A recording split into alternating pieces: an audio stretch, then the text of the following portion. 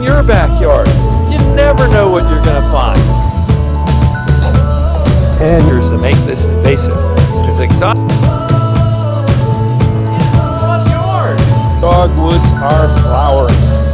And I just took a couple swipes. Terrestrial environment. Produce seed pollen.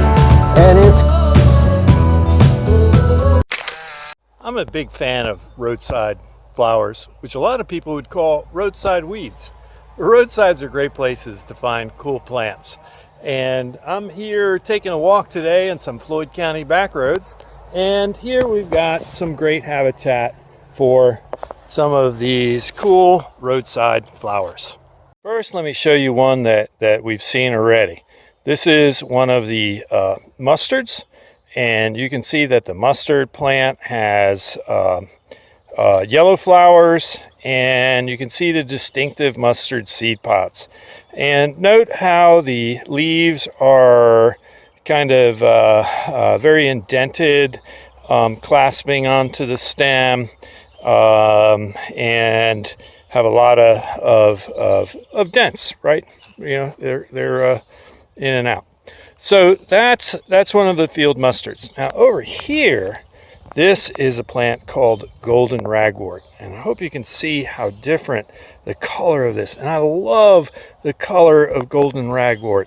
And so let's zoom in and take a closer look at these. And you can see, compared to the mustard that had, here's the mustard next to it with the smaller flowers. These have big flowers with big petals, and this is called Golden Ragwort because of the golden color that it has. And I think it's really, really distinctive and very different from the yellow of the black mustards.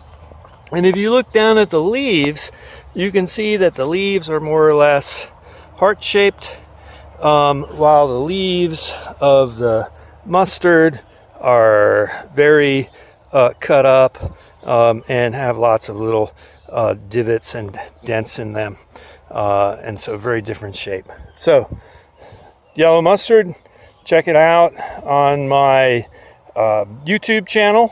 We did a feature on the mustards, and this is Golden Ragwort. Look at that golden color.